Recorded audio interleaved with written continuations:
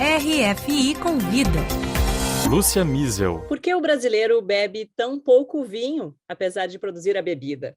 Quem e por que consome o vinho no Brasil? Essas questões motivaram o professor e pesquisador Felipe Koch, ele próprio um apreciador da bebida, a realizar uma ampla pesquisa sobre esse tema para sua tese de doutorado aqui na França, na Universidade Paul Valéry de Montpellier III. O Felipe é o nosso convidado de hoje. Seja bem-vindo, Felipe. Obrigado, Lúcia. Felipe, embora o Brasil tenha uma produção vinícola bastante considerável, né, no sul do país, o brasileiro ainda bebe muito pouco vinho, na comparação não só com os europeus, aqui onde nós estamos, mas também entre seus vizinhos, né, especialmente a Argentina. Por que, afinal, o brasileiro não é tão apegado a essa bebida?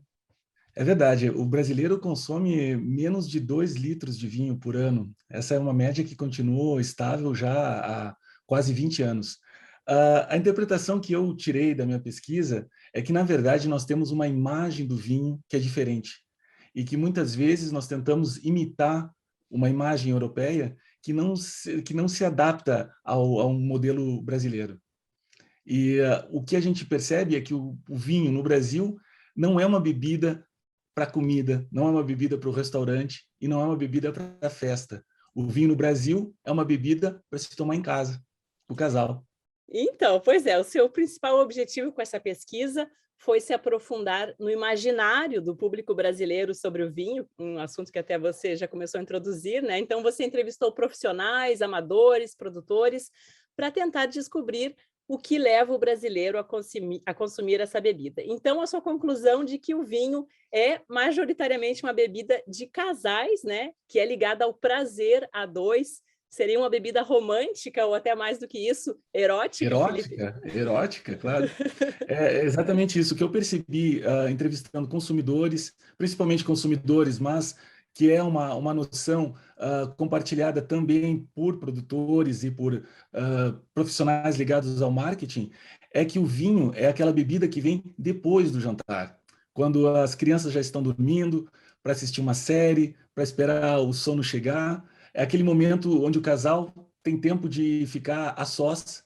Então, por isso, esse componente erótico, que nós podemos dizer, mas na verdade é um tempo privilegiado entre o casal. Nossa, enquanto isso, né, aqui na Europa, só para lembrar aos nossos ouvintes, né, o vinho é consumido a qualquer momento do dia, ele tem inclusive a venda nas cantinas, nos restaurantes das empresas, ou seja, pode ser consumido entre colegas na hora do almoço, ou mesmo sozinho, né? E é também, claro, a bebida por excelência nas reuniões familiares, agora estamos vendo nas festas de fim de ano isso, né, Felipe? Então, você diria que é uma questão de tradição, de cultura de cada país? Eu acredito que é uma questão de imagem, é uma questão de imaginário, uma questão da narrativa que a gente adere enquanto cultura num período de tempo. Aqui na Europa, o vinho é realmente a bebida da família, é a bebida do pai, é a bebida do almoço de domingo. E essa é a narrativa que os franceses, que dá sentido para eles, para o consumo de vinho. Enquanto para nós, no Brasil, o vinho é a calma, é a tranquilidade, é a noite, é o lar, é estar em casa, é uma outra imagem, uma outra narrativa que traz sentido para nós. E um ponto importante também é justamente essa questão de não se sentir obrigado a avaliar o vinho, a ter uma opinião estética a respeito do vinho, e por isso talvez o brasileiro privilegie esse momento de calma a dois em casa, onde ninguém vai perguntar se tem gosto de madeira, se tem cheiro de cereja, se tem algum aroma específico, onde você vai simplesmente desfrutar da bebida, como você falou, com um momento de prazer, um momento hedonista. Pois é, então você propõe, Felipe Koch, uma análise mitológica do consumo do vinho, que alusões que a gente pode fazer aí, pelo menos em relação ao consumidor brasileiro? Em sociologia do imaginário, a gente trabalha muito essa questão das narrativas, das imagens que dão sentido.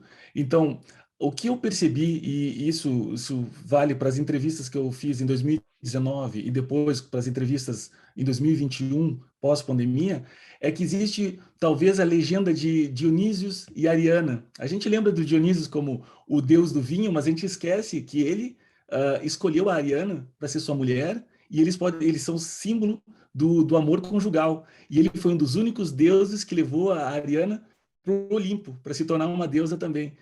E o que eu percebo nessa relação de consumo é essa relação com a lenda do Dionísios, desculpa, e da Ariana, e também o fato de que a Ariana ela muda um pouco quando ela está no Brasil. Vamos falar assim, ela toma ela tem um papel mais central, porque a gente percebe que muitas vezes é a mulher que dá a ideia de tomar um vinho, e a gente percebe também no Brasil o grande interesse das mulheres por uma educação enófila mais formal. Então a gente Isso é tem, interessante. na verdade, é a Ariana que escolhe o Dionísios e não o Dionísios que escolhe a Ariana no Brasil. É verdade, o Dionísio prefere a cerveja no Brasil, né?